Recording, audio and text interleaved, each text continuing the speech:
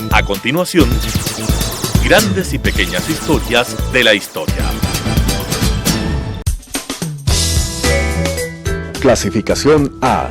Apto para todo público.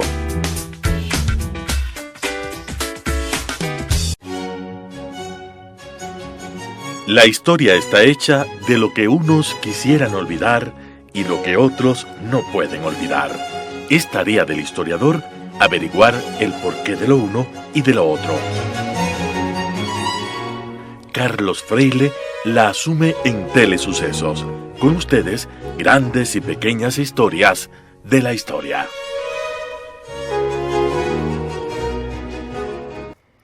Si nosotros nos encontramos, como ha sucedido, ojo, nos encontramos con un documento firmado, fechado en nuestro país o en España, el 10 de octubre de 1582, evidentemente ese documento no es auténtico, porque esa fecha no existió en el Imperio Español.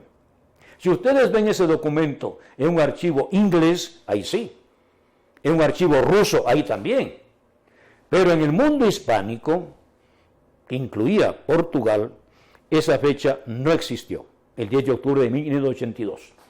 De tal manera que hay diferentes formas de revisar si es un documento auténtico o no. Lógicamente también uno ahora recurre a los especialistas, a los científicos, a los técnicos en el tema. Por ejemplo, hace un par de años más o menos, una investigadora de documentos de papiros antiguos sacó la noticia de que había encontrado un papiro en el cual se hablaba de la mujer de Jesús.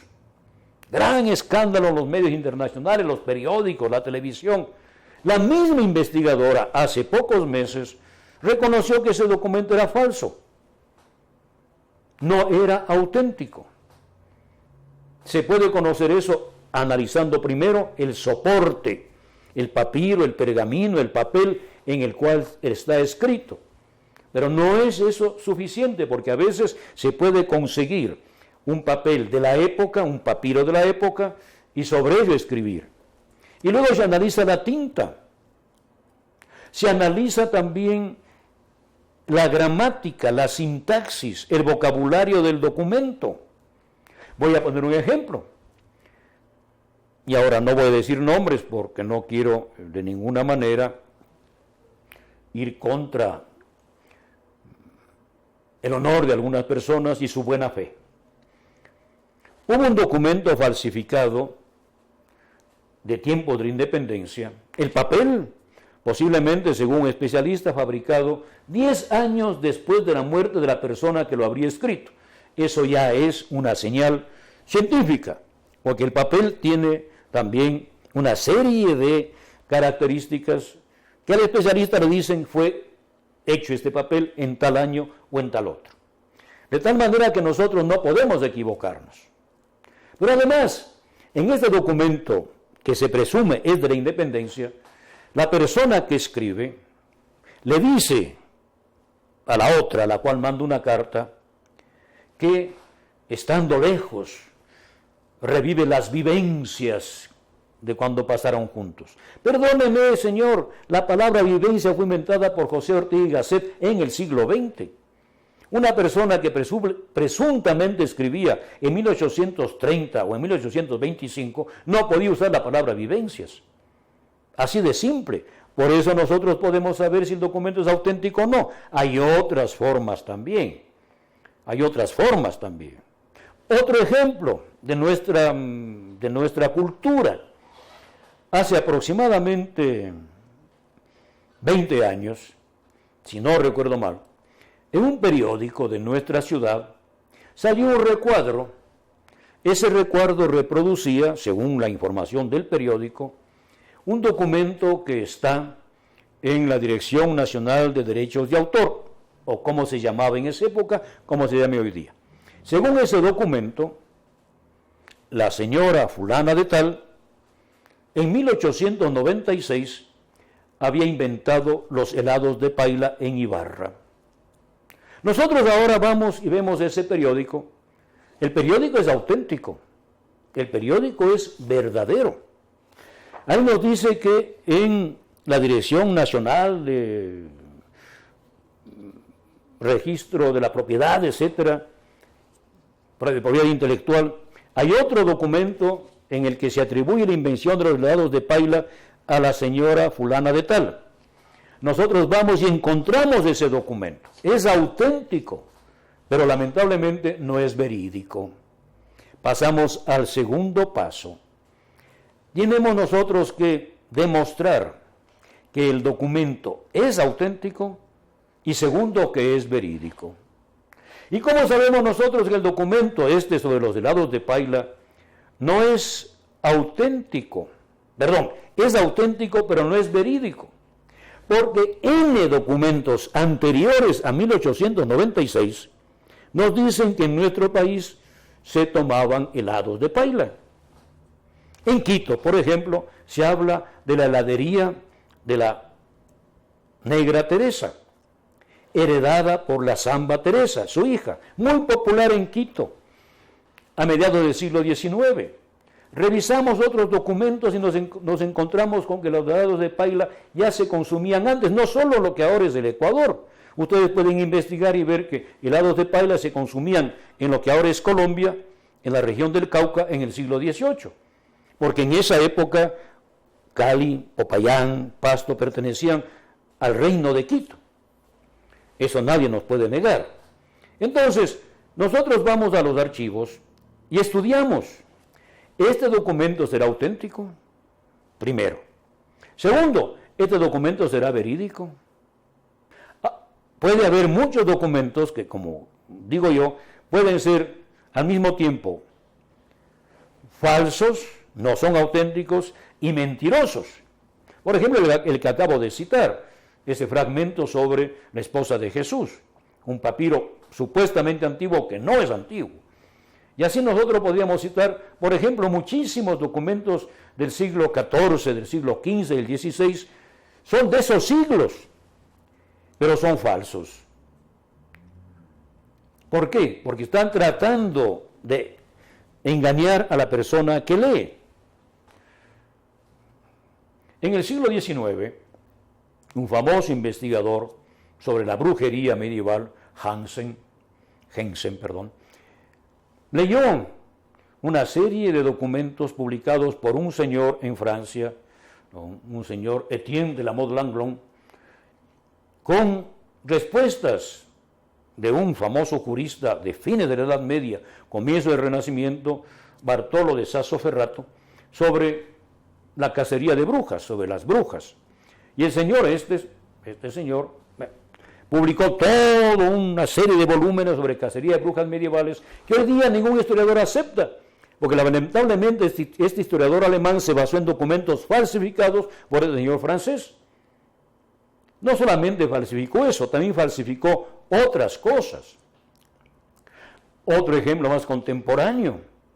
No sé si ustedes se acuerdan de esa pésima novela en cuanto a contenido, pero también en cuanto a forma, aunque fue famosísima, popularísima, pero como novela, para mi criterio, no valía mucho, que es El Código da Vinci. Comenzando por el nombre. Si el señor Dan Brown hubiera estudiado realmente el Renacimiento, se hubiera dado cuenta que en el Renacimiento nadie le llamaba a Leonardo el señor da Vinci, le llamaba el señor Leonardo. Hubiera tenido que escribir el Código Leonardo, que sonaba hasta mejor. Pero bueno, en ese Código da Vinci hay una serie de cosas, y dice el señor que se basa en unos documentos sobre la fundación de los caballeros de Sion, allá en la Edad Media, cuyos últimos grandes maestres todavía viven en el siglo XX.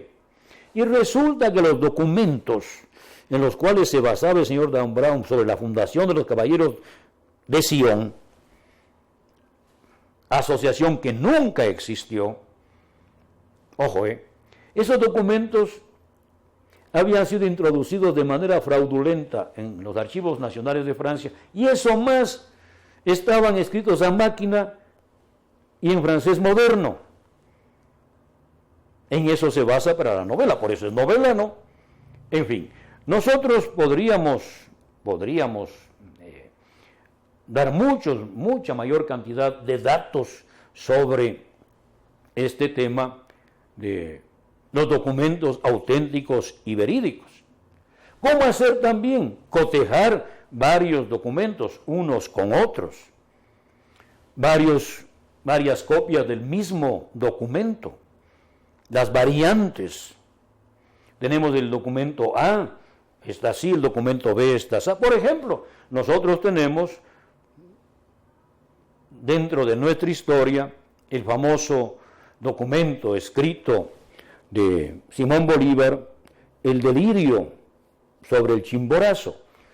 De ese delirio se conserva un manuscrito, una copia escrita en Loja, lo cual no significa que fue escrito allá. Pero entonces, y tenemos otras copias, a lo mejor hay diferencias entre una y otra. El estudioso va cotejando para ver cuál será la versión más cercana a la realidad, después de que ha demostrado o ha inferido que el texto es verdadero, que es verídico, por eso se coteja uno con otro.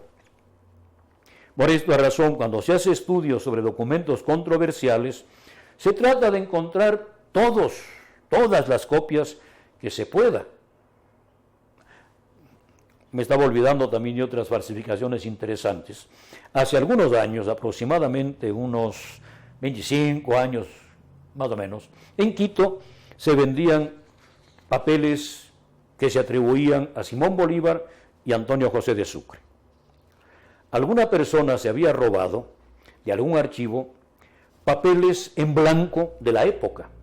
Muchas veces en los legajos, no solamente al final, sino a veces también en el medio, han quedado hojas en blanco. A veces porque el mismo escribano dejaba en blanco con la esperanza de llenar más tarde eso que faltaba. Por una razón u otra, no se llenaba.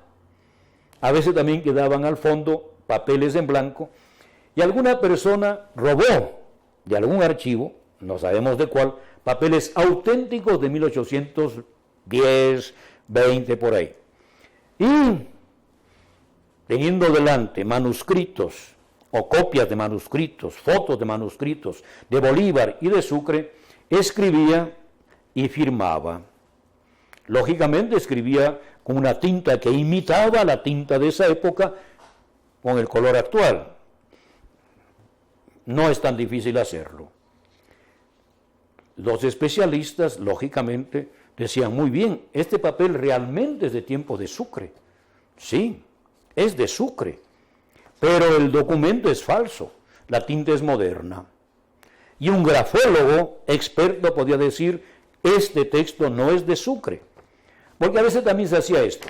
El secretario escribía y Sucre firmaba. Perfecto. El documento puede ser de algún secretario, pero hemos revisado nosotros los textos de los secretarios de Sucre o de Bolívar, y sí, este se parece al del secretario tal, pero el grafólogo experto dice, no señor, aquí hay una serie de pequeños, minúsculos cambios, y la firma también. Hay ciertos rasguitos microscópicos que pueden ayudar. Entonces, hay que cotejar, hay que analizar, hay que leer todo el documento. Eso a veces es tedioso, es largo, es aburrido. Y yo puedo decir, con conocimiento de causa, me disculpan que diga esto, que me consta que, por ejemplo, Monseñor Federico González Suárez, en su Historia General de la República del Ecuador, a veces también comete algún error de este tipo. Lee la sumilla que ponía el escribano a la izquierda del documento y se conforma con esa sumilla. No lee todo lo que dice el documento. Sumilla. Acusación contra fulano de tal por tal delito. González Suárez pone que este señor fue acusado de tal delito. Pero no dice que después de 1000 páginas, 5 instancias jurídicas le han dado por inocente, le han absuelto de todas sus faltas y supuestos crímenes. Queridos amigos, vamos a hacer una pausa después de este periodo, ¿verdad?, para continuar después de un momento. Grandes y pequeñas historias de la historia.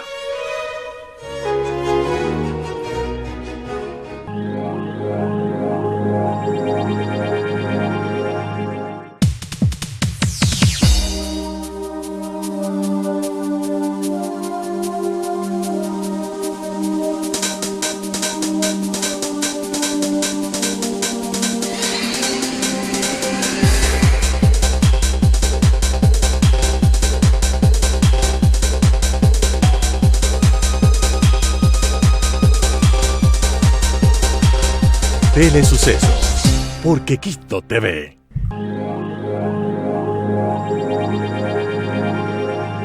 Grandes y pequeñas historias de la historia. Estimados amigos, están ustedes con Carlos Freile, aquí en Radio Sucesos y TV Sucesos, hablando de la investigación histórica. ¿Cómo hacemos aquellos que pretendemos ser historiadores acercarnos de alguna manera a la verdad? A través de documentos, a ver si son documentos verdaderos, si son auténticos, etc. En fin, hemos dicho algunas normas. También se puede recurrir a testimonios personales cuando el asunto es más moderno, ¿verdad? Y aquí nosotros podemos ver con certeza que hay testigos que son veraces y testigos que son falaces. Todos nosotros conocemos mentirosos, todos nosotros conocemos mitómanos, personas que mienten sobre el presente y mienten sobre el pasado. Ya, eso se encuentra en las bibliotecas. También nosotros tenemos que hacer un trabajo de hormiga, un trabajo verdaderamente minucioso para ir descubriendo hasta dónde ese documento es auténtico, es verídico, el testimonio también, etcétera, etcétera. Para eso también usamos nosotros la ayuda de las ciencias contemporáneas, y he mencionado un poco en el fragmento anterior. Por ejemplo, si nosotros nos encontramos con restos orgánicos, podemos nosotros recurrir al carbono 14, siempre que no tenga más de 70.000 años. Cuando se trata de restos humanos y queremos saber si son de tal personaje y ese personaje dejó descendientes, podemos recurrir al ADN. Esto se hizo en Europa con un pelo de Copérnico. Comparando ese pelo con otros restos que se tenía con toda certeza de Copérnico, pues llegó a la conclusión de que eso era de Copérnico, eso que estaba ahí, ¿verdad? Y así nosotros podemos saber si tal persona, por ejemplo, realmente desciende de fulanito o al revés. Fulanito es el antepasado de Menganito, ese cadáver que está ahí, ¿será de él mismo o será de otra persona? No es solamente lo único, ¿no? Y aquí también un ejemplo. En 1975, ¿quién les habla? Con otros colegas historiadores, fuimos a visitar el cementerio, la cripta del Tejar, en Quito, y revisamos prácticamente tumba por tumba, una por una, lo que se podía leer, lo que estaba ahí, no. Y no encontramos ni la más mínima señal de que allí estuviese enterrado Eugenio Espejo. Pasó el tiempo y ahora me encuentro yo que en el Tejar hay un lugar donde está Eugenio Espejo con placas, con recuerdos, etcétera, y que yo sepa nunca se ha hecho, nunca se ha publicado. Yo he estudiado Espejo desde 1975 en adelante, he publicado 5 libros sobre Eugenio Espejo, pero bueno, no conozco, porque a veces también pasa eso en nuestro país, que las cosas quedan entre conciliábulos de amigos, entre amigos del partido, entre amigos de la tendencia, etc. Y a mí no me ha llegado. Pero en todo caso no he sabido que se ha investigado los restos de Espejo para demostrar que son de Espejo. No he sabido. Pero se dice que son de él, habrá que ver si es cierto. Pero no solamente hay que ver si los documentos, etcétera, son verdaderos, también los vestigios, ¿no? Se habla por ahí de una tumba de Atahualpa. Yo veo en las fotos, no conozco de manera personal el lugar, veo las fotos y me parece un muro que bien puede ser construido, o unos muros que bien pueden ser construidos en tiempo de los españoles. No veo muros incásicos. Me dicen que la palabra Machay significa tumba o algo así. No, señor. En nuestro medio andino, Machay significa un lugar donde se refugia la gente para una cueva que puede usar, también se puede usar para sepultura, pero también para refugio por la lluvia. Por eso hay tantos Machay en nuestro país, y en el Perú también, ¿no? O el Machay, Cóndor Machay, Tampu Machay, etcétera, ¿no? Bien, eso entre paréntesis. Además hay que interpretar lo que nosotros hemos encontrado. Recuerden lo que decía Claudio Sánchez de Albornoz, famoso historiador español, republicano, antifranquista. Los hechos no son la historia, pero no se puede escribir historia prescindiendo de ellos. Los hechos no son la historia, pero no se puede hacer la historia prescindiendo de ellos. Si no tengo hechos, ¿qué cuento? Alguna vez un alumno mío en la universidad me decía, oiga, lamentablemente usted en clase de Historia del Ecuador nos ha contado muchos hechos, pero no ha interpretado. Yo le dije un ratito, esta es una clase elemental para personas que están recién conociendo por primera vez la historia del Ecuador. Hemos hecho algunas interpretaciones someras, pero lo principal es conocer los hechos, mientras se pueda, como se pueda. Igual, un famoso historiador marxista francés, Georges Lefebvre, decía que sin erudición no hay historia. Si no conocemos los hechos, ¿cómo podemos nosotros hacer historia?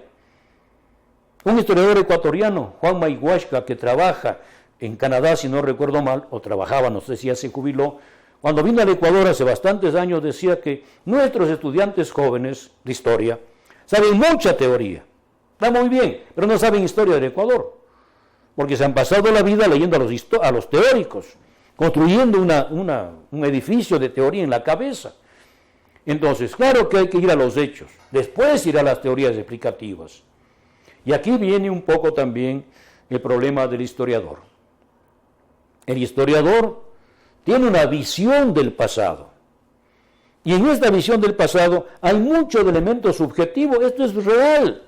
Nosotros no podemos dejar en el armario, no podemos dejar en la percha, como dejamos el saco, el sombrero, etc., nuestras ideas. Tenemos lamentablemente una visión del mundo. Y esa visión del mundo también influye en cómo se escogen los hechos. No podemos nosotros contar todo lo que pasó. Escogemos de algunos hechos y eso los contamos y sobre ellos construimos la interpretación de la historia. Por eso Humberto Eco decía con bastante aproximación que los historiadores somos novelistas. Nunca podemos contar todo lo que pasó y realmente cómo pasó. Esa vieja ilusión de Leopoldo von Ranke, escribir la historia, vi a alguien que dicen como realmente sucedió, es imposible. Escogemos unos hechos, dejamos otros hechos. Pero aquí habrá que ver si lo hacemos con honestidad o ya con una cierta intención. Para dar un ejemplo, ¿verdad? Nosotros podemos leer varias biografías de Eloy Alfaro en donde se cuenta todo lo positivo, real, auténtico, que hizo Alfaro. Pero no se cuenta nada de lo negativo. Por ejemplo, no se cuenta todo lo que él hizo en cuanto represor.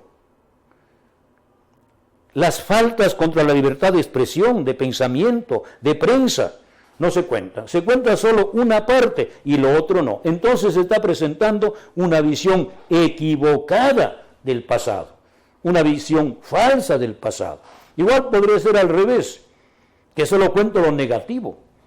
Si yo escribiera una biografía de Alfaro en la que contara solo lo negativo, sus asesinatos en Manaví y Esmeraldas, el problema del Guacho en tiempos de sus revueltas, los fusilamientos a soldados sin fórmula de juicio, el fusilamiento de Tello después del incendio de Guayaquil, los problemas económicos de corrupción administrativa. Si contara solo eso, no haría un libro de historia fiable, sería un panfleto. Entonces, nosotros tenemos que tener cuidado. Vamos ya llegando al final de nuestro programa aquí en Radio Suceso y TV Sucesos sobre esto de la investigación histórica. Y quiero sacar una conclusión antes de finalizar. Así como el médico, para llegar a ejercer su profesión, ha tenido que estudiar, ha tenido que investigar, así como el abogado tiene que estudiar derecho, así nosotros también tenemos que estudiar.